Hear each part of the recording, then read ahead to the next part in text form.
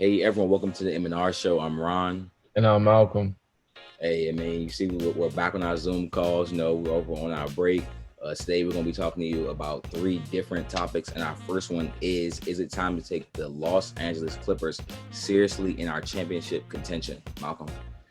I think you should take them seriously. If you think about Clippers, I mean, what they showed the last game they played against the Lakers. I know a lot of people saying it's just the first game and the Lakers just coming off a very short break. But this is what I think about the Clippers. I think that the Clippers are very spoiled brats. Like last year, they had a embarrassment of riches, and they just never understand what it took to win until they played against a team who worked hard and actually beat them. I feel like, when you're a spoiled brat, you know what I'm saying, and then you go into the world, when you get pushed into the world, you figure out, wow, I'm not even as spoiled as I thought I was. So, they get better. They start understanding things a lot more. And I feel like it's the same thing with the Clippers. You bring in a guy like Ty Lue, who's very respectable, and what he has done with the offense, he has put a little bit of triangle with Kawhi Leonard Yeah. and Paul George, which is very good because they're both ISO type players. So I think that's working out too. I think that if they continue development on their defense, especially bringing Serge Ibaka, is very helpful for them. Even though I know they lost Montrez, but Serge Ibaka is a very good pickup for them, and I think that's a sneaky pickup. And I really think this team has a chance to be able to be a contender in the playoffs, and eventually probably win the championship this year. So how about you, bro? I'm a yes and no. Yes, because I do like Tyloo as a coach. I mean, he was the best option. Do I think he's the best coach? No, but out of all the other candidates, he was the best option out there. So I understand that. Serge Ibaka, like you said, was also not a bad pickup. I understand that, even though I think he's a little overrated in the fact that he was like the fourth or fifth best player on a team that lost in the semifinals last year in the East. So I just think that's the only he does help them with rim protection because that was their weakest point last year. But he's not the Ibaka of 2015 who's blocking 2 shots a game. He blocked less than a shot a game. Even though we all know blocks does not show that you're a good defender. But that's just if you're averaging less than one block, that can show that you're not the best defender at the rim.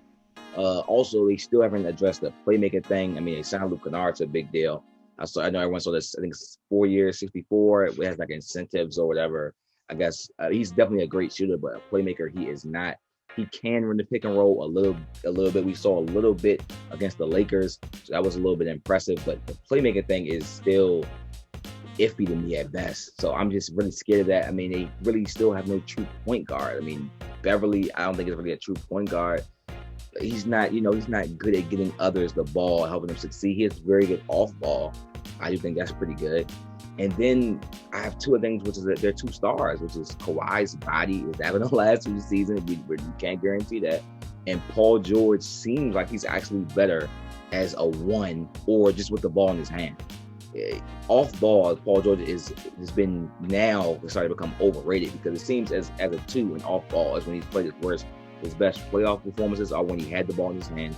His worst were when he was a two when he was playing off ball. So that seems like people are like, oh, well, he can just play on ball. No, because he's not the best player on the team. So now it's going to be a weird dynamic in the playoffs. And I think that's also where they failed bad last year because he had to play off ball so much. Malcolm.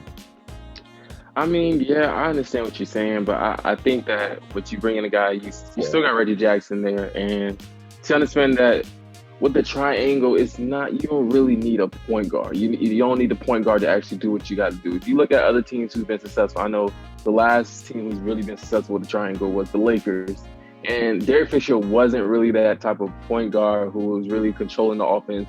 You know what I'm saying? It wasn't like that. So I think that they're trying to incorporate that now with the Clippers, with somebody like Kawhi and Paul George. They're going to have to, a little bit more playmaking, and that's understandable. Same thing with Patrick Beverly. I know that's not his forte, but the way they're doing things, it's easier to be able to move around the offense with a triangle type offense instead of like a regular set offense where everybody do a lot of pick and rolls and stuff like that. I just think that they had a lot of good pickups this offseason, which really helped them out. And I think that Kyle Lue is somebody who's going to help hold a lot of people accountable. And I think that's something that he's been good with when he was in Cleveland. I think he's going to do the same thing in LA, especially with that Luke Kennard pickup. You're right about that. I know the extension might be a little heavy or whatever, but I think Luke Kennard is a very good pickup based on their 3-point shooting, and he doesn't really need the ball a lot. So I really think that's going to be a good pickup for them, to be honest. Yeah, Luke Kennard, I mean, I'm definitely, and they basically stole a shooter. Everyone knows you need a shooting line. We see the Brooklyn Nets with Joe Harris in their line. We saw the old Chris Paul team with JJ Redick. And then how good of an offense. We see Luka now playing with basically all shooters on the team. So shooting is always going to help you unlock your offense. I am very, very, very, very, very curious to see how the triangle works in 2021. Because it could work. And guess what? This day and age, it does fit Kawhi. I'm not gonna lie, it fits their skill sets the best. So I understand why. So that's why I'm not doing too much because, like you said, this team is perfect. They have no true point guard. They're running a lot of wings. They literally have 3 people that all are small forwards on the court right now with Batum, Kawhi, Paul George. They literally all play the same position. So the triangle literally fits that skill set the best as a scoring wing. So it's going to fit the system. It's just, can it work in the playoffs and will it work in 2021? Any last thoughts on this topic, Malcolm, before we move on? I really don't have anything, but guess what? They beat the Lakers. So, that's all that matters. That's all that matters.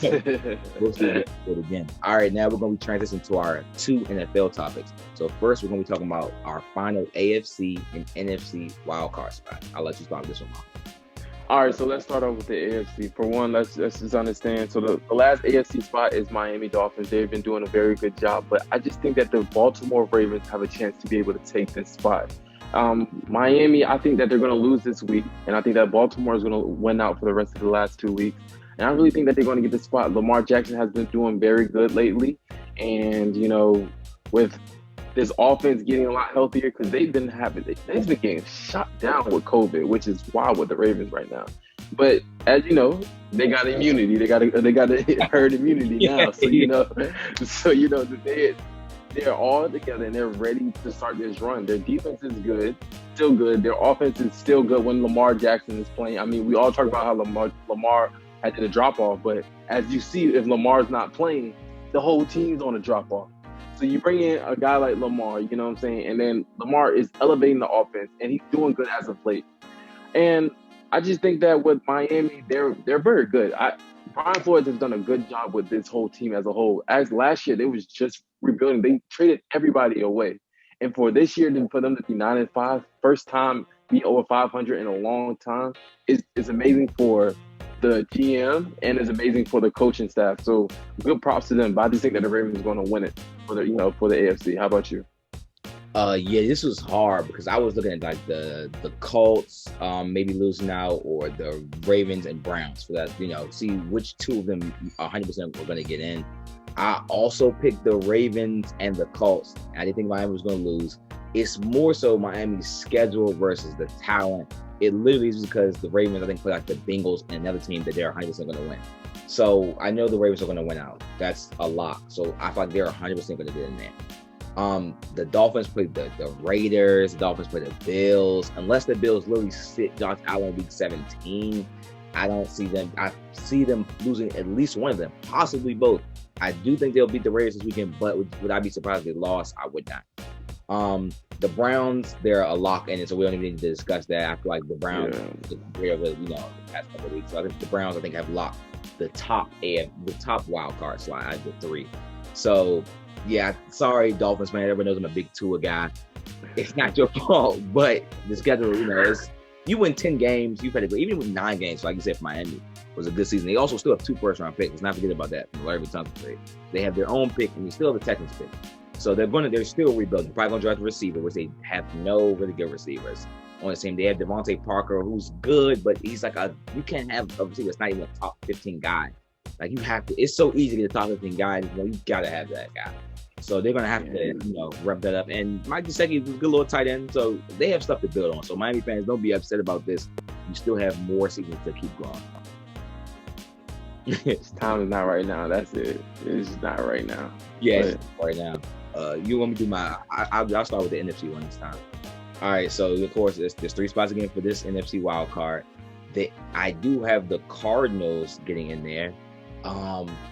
This one wasn't as hard as the AFC one. I don't think the AFC one was like really tight. Like it was like 5 teams that could possibly make it 3 slots. So it was kind of tight. This one I don't think was as tight. I have Rams, Bucks, Cardinals as my 3.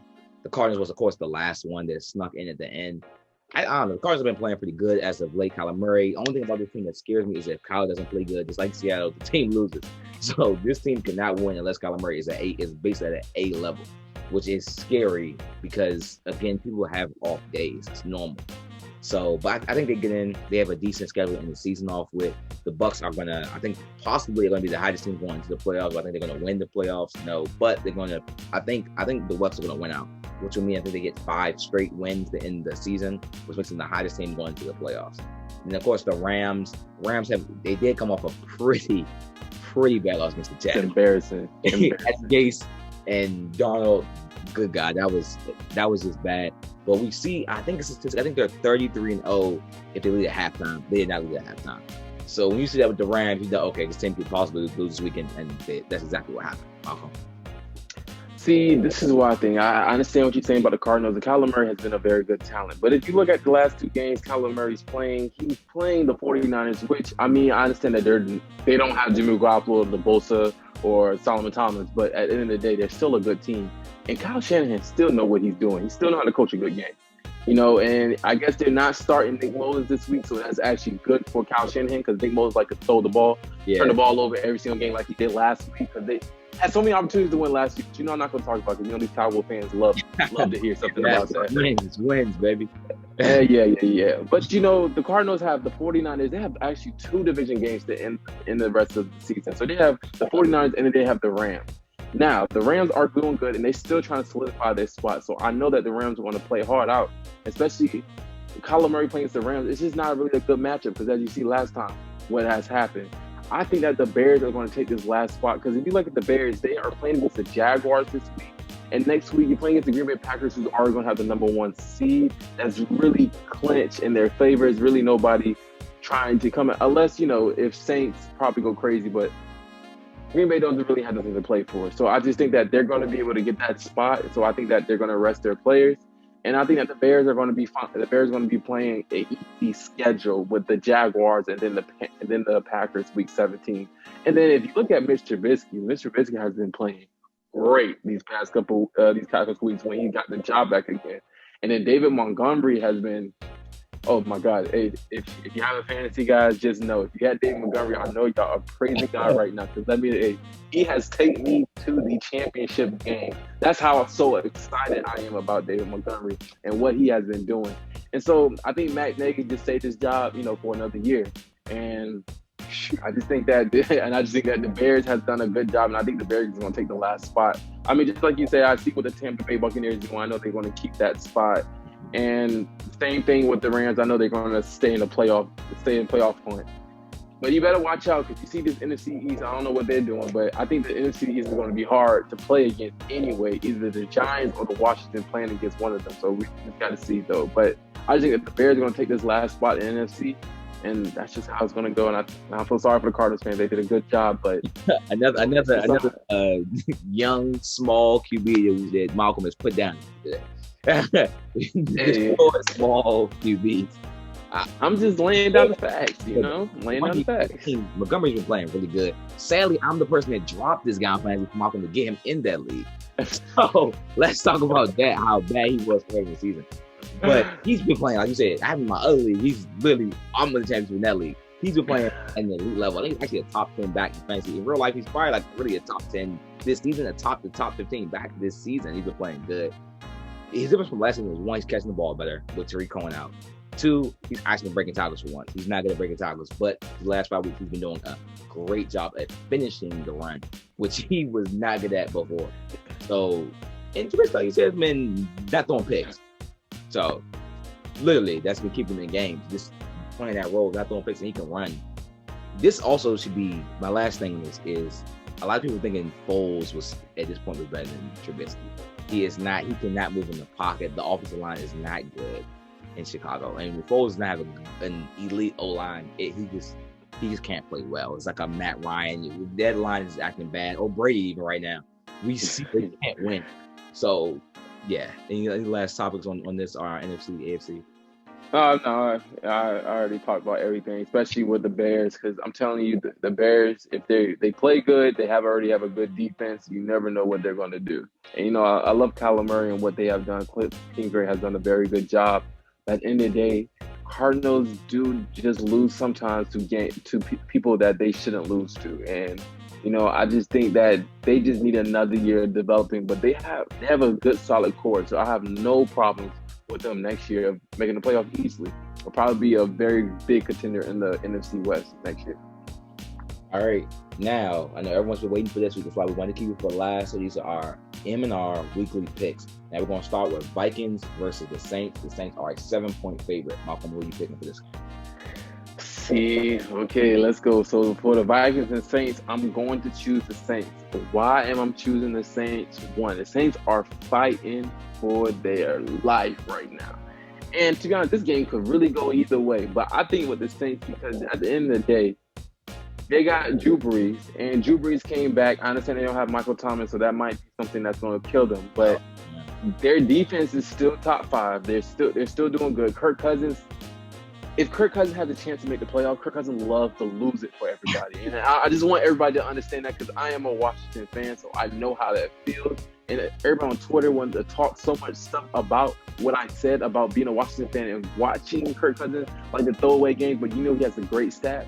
Kirk Cousins, if it gets close to playoffs and you have a chance, he's gonna mess it up for everybody, and it's gonna be everybody else's fault but Kirk Cousins. And that's what's gonna happen right now with the Saints and the Vikings. I think that the Saints are gonna win because Kirk Cousins is gonna throw it away. How about you? I do also have the Saints winning, but based on the spread, I do think the Vikings. I think it's gonna be a 3-point game. So if you're betting this game, I would definitely still take that Vikings pick, because I think it's gonna be close. I think they'll still lose, but I think it'll be close. Like you said about the Kirk Cousins, I just don't think they will beat New Orleans. Their first Vikings defense this year is not that good. Dalvin Cook has been very good. Justin Jefferson's been very good, and Thielen have been all elite players this year. So that's been helping Kirk Cousins stay alive. But I'm not sure if they have enough to beat New Orleans. But Vikings somehow always beat New Orleans, so I wouldn't be surprised. That's why I think it's gonna be close, because we know they knocked New Orleans out of the playoff, but also to give New Orleans motivation to win. I mean, this team really beat you in the wild card last year. You shouldn't come out here, like you said, they have the number 1 seed to fight for, and this team knocks you out. They should not be. You should put your foot on the gas the whole game. It should be. Hopefully, they should try to blow this team out. All right, now we're gonna move on to the Dolphins versus Raiders. Miami is a -3 this game. So, who's your pick, Malcolm? Dolphins, Raiders. I have the Raiders. I think the Raiders, they're trying to have some hope, and I just think that the Raiders. Marcus Mariota has been playing very good. I mean, I know they said that Derek Carr looks like he's going to start, which is crazy. I think that with the Raiders, they're going to let go of Derek Carr after this offseason. That's my 2 cents. But with the Raiders team, they're still a high-scoring offense. They're still like top 15 in scoring, so they still score the ball. And I just think that they're going to be able to beat the Dolphins, even though the Dolphins have a very good young defense, which is very good. But I think that they're going to get the win. They're going to get the upset, and Miami's going to lose, and it's going to hurt their playoff chances this season. How about you? Oh, okay, so he's taking the upset. He's taking the upset. Yeah, I'm taking the upset, man. I'm taking the upset. Miami. I'm sticking with Miami. I do think, like you said, the defense is really because of the defense this week and the running game they have. It don't matter who's in the backfield, they run 400 yards with the Dolphins this year. So again, the Dolphins have my defensive player of the year, Xavier Howard, who has 9 interceptions and a forced fumble. So he has 10 forced turnovers this season so far in 15 games. So he's been doing a heck of a job. I think he might get another pick this week. They're starting Derek Carr. Not the biggest turnover-prone guy, but somehow Miami just gets a turnover on every team they play. I think the defense will keep Miami in this game. I think Tua and the running game will lead them to victory at the end. I do think it's going to be a very close game, so I do understand why the spread is so close of a number. So, but I'm just taking Miami. That's my little thing right this week. I'm taking Raiders. I'm going Miami. All right, now we're gonna go Colts versus Steelers. Indianapolis is a -2. Malcolm.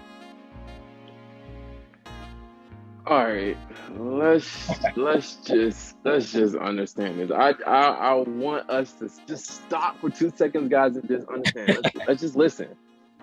The Steelers have been playing bad. It's been horrible, and this offense right now has been horrible. It's been so predictable. They have no run game. They have nothing. So you really know what I'm going to, because I'm going to pick the Colts. Number one, let's understand, the Colts have one of the top 5 defenses in the league, they're going to get after folks with guys like Darius Leonard and them boys. Like, they're going to get after folks. And then you have Ben Roethlisberger, who, I mean, at first everybody thought that he was going to have an MVP type of season, and now he's struggling right now. You think that they're going to have a chance to be able to run the football against this Colts defense? It's something that I don't think that's going to happen ever. And especially with the defense has been doing good, but if you put them on the defense on the field all the time, they're going to get tired.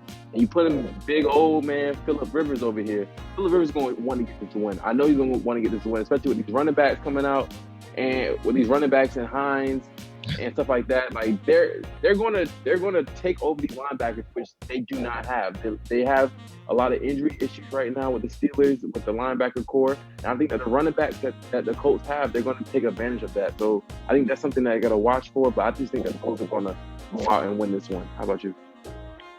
Wow. Yeah, the Colts. I'm not gonna lie, the Colts have defenses, but it's probably a top 3 defense as well, just like Pittsburgh has top 3 defense. The Colts also have a top 3 defense. Like, Xavier Rhodes is having like a bounce back even from his last season with the Minnesota coaches. So, but I am gonna go with Steelers here because one of the only QBs I trust less than Ben right now is Phillip Rivers. December Phillip Rivers is, I just don't know. I just can't put all my eggs in this basket for this defense coming after him. I am a little nervous that Pittsburgh can't get a pass rush, but I feel like if that's my only worry, I think they'll be fine. I think they'll get home. But the Colts have the best offensive line in the NFL, and they have the highest pass blocking rate. And Jonathan Taylor has been running the ball in the last 4 weeks. I think he has the most yards after Derrick Henry in the last 4 weeks. So Jonathan Taylor's been playing pretty good, but I think Pittsburgh has a bounce back week, but they have to win this game. They can't lose 4 straight. So I'm betting on just not losing 4 straight. Pittsburgh's even saving them, and Ben at least trying to outplay Phillip Rivers, who's also in his draft class. Let's not forget that this is their little draft class rivalry with him, Eli, Phillip. So hopefully that works in Pittsburgh's favor. It's one of my first times picking Pittsburgh in a very long time. So Steelers fans, hey, here you go. I finally picking Pittsburgh to win the game. So any last, I know you have any last words on this specific matchup though? Nah, all I know is the Steelers better tighten up because they have the Colts and then they have the Browns week 17. And if they lose against the Colts and they lose against the Browns, just like what Stephen A. Smith said, I've never seen an 11-0 team who lost 5 games straight to be 11-5. They went from a team that's number 1 in the league, about to have a bye, to a team that's almost the last team in the wild card spot. It's something you have to really think about and really worry about right now because the Steelers, they are looking like the efficiency that they have on the offense and the weaknesses is showing right now, and it's very scary for a team who's 11-0 to get bounced off in the playoffs like just one game. That's what's going to happen. They're going to get bounced off their first round of the playoffs. They have to watch out with this. They have to play better these last 2 weeks. All right. All right. Now we're going to move on to the Eagles and the Dallas Cowboys. So the Eagles actually are favored in this game by 2.5 points. Very low spread. Like that means supposedly it's going to be a close game. Malcolm? You know, I was thinking about this, but you know, y'all Cowboys fans are something else. I tell y'all that right now. Yeah. Y'all are just something else. Y'all honestly, y'all just don't understand why people hate y'all. It's just y'all find so much glimmer of hope, and y'all make it the reason why there's glimmer of hope. If we have Dak Prescott, you never know, we could play better. Well, if we had this person, we never know we could play better. It's just so many excuses. If we don't have this coach, then Mike McCarthy's the problem. But Jason Garrett was the problem. But y'all new head coach, but now he's the problem. I just don't understand what y'all got going on. But let's get back to what we talk about the Eagles and Cowboys. Now, I think that the Eagles are going to win this one. Why? Number one, the Cowboys defense is horrible. And last week, the quarterback didn't even take advantage of that matchup because they kept on throwing the ball. Crazy balls to anybody. And so I think that right now, Jalen Hurts has been playing very good. They said that he's the first quarterback ever to have like super 500 yards, to have 500 yards and over 150 rushing yards in the first 2 games of him playing. Like he and Lamar Jackson are the only players ever. That's some good company to be in. And Jalen Hurts has been playing out of his mind the last 2 weeks, especially since he got the job. So I just think that playing against this Cowboys defense, who doesn't really do good, I just think that Jalen Hurts is going to take advantage of his opportunity and be able to win and be able to get in thick into this NFC race. And you never know what's going to happen. So you can see. How about you? What about you, Dallas Cowboys fan? I want to know what you have to say. Yes, I'm 100% picking the Eagles this week. One, for my own personal interest, I would love if the Eagles win this game. I really don't there's no benefit of the Dallas Cowboys winning any of the regular games for the season. We're trying to get Patrick Surgeon. Let's start there. Like, let's not be Jets fans and then win a random game and then lose out on who we were trying to get this whole time. Let's not be those guys. Let's start there. Two, they have Miles Sanders. He's actually healthy now. He's going to run for 100 yards. There goes that bet. So start there. He's going to run for 100 yards and maybe even catch for another 30 or 50 yards. He's also very good in receiving. So I think Jalen Hurts is, like you said, going to have a good game. It wouldn't be surprising somehow if he just had this first bad game. It's the worst game he's played, because that's just how these Cowboys-Eagles games go for some reason. The last time these two played, it was Carson Wentz versus Ben DiNucci, who's not even on the Cowboys roster anymore, and Wentz not even started anymore. So somehow in this little 8-week span, all of that has gone down. So, but at the end of the day, I'm still going to take the Eagles. I think they're a better team right now. They have better QB running back play right now. Their defense is better right now. Even the Cowboys defense have been improving the last couple of weeks. But I think the Eagles have a better pass rush right now with Fletcher Cox and Brandon Graham. They're also very, very, very good against the run, which the Cowboys are very bad. The pass defense has been improved with the Dallas Cowboys, but the rush defense has been still horrendous with no defensive tackle. So I'm going to go with the Eagles pick right there, and I'm going to leave it there. Wow, that's different, though. But you know what can go wrong will go wrong. And I think I think the Eagles are going to win, but the Cowboys win is not going to be surprising, because, you know, the Cowboys like to mess up what they got. So, you know, you never know. You never know.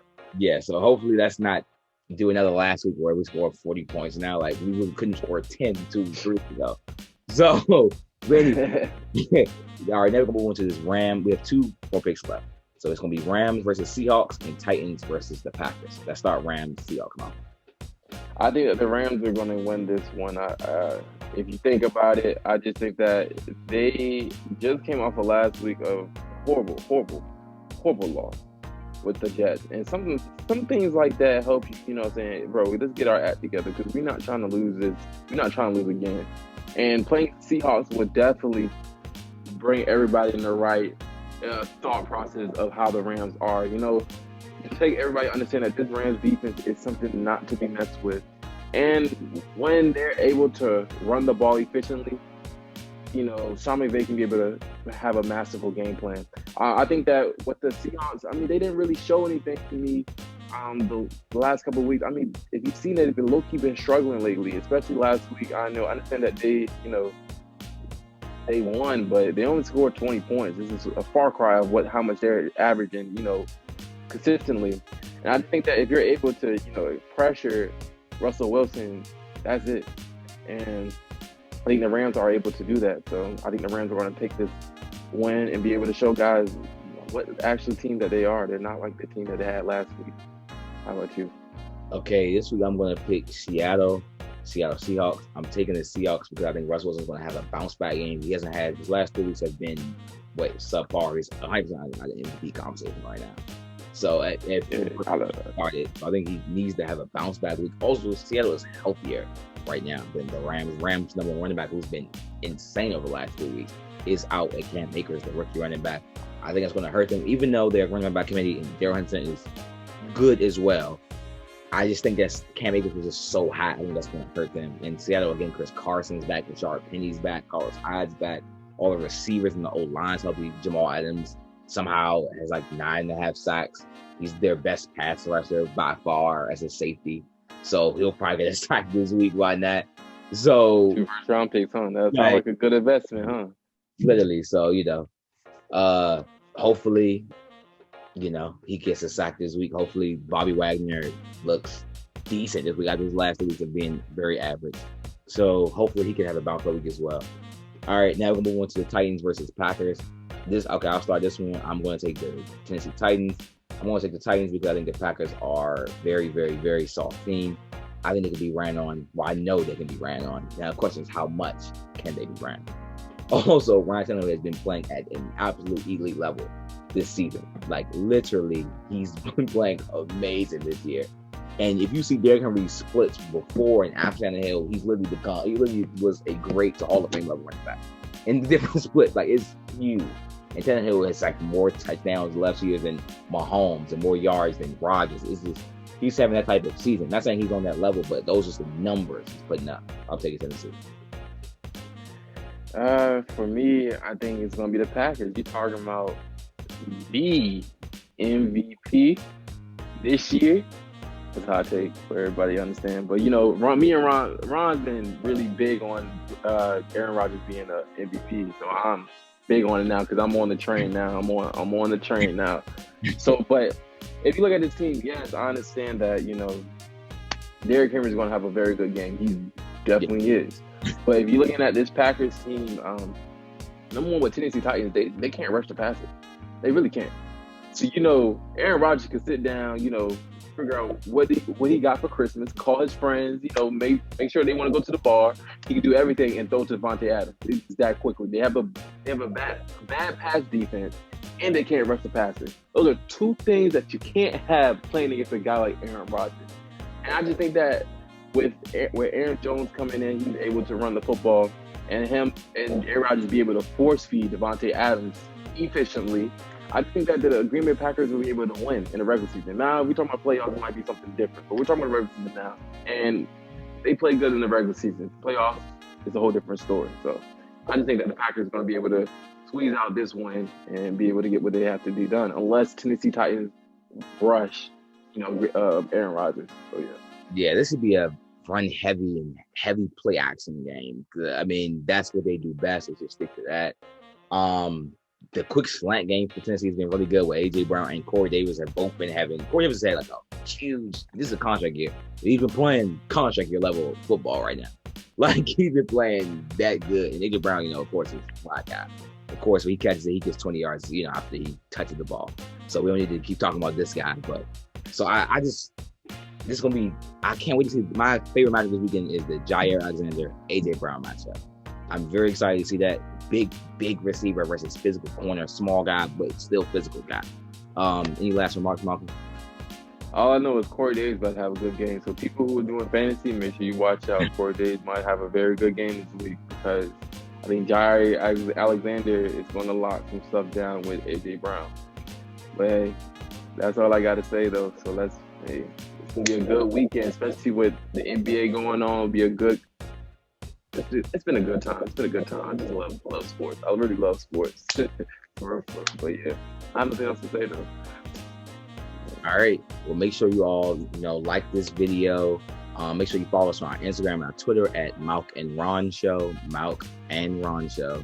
Leave us questions, any comments. Just show love on all of our different platforms. Yeah, guys, we have daily polls, daily stats, on Instagram and Twitter. So just tune in, stay engaged, guys, because we got some good questions for y'all that we would love for y'all to answer. So, all right.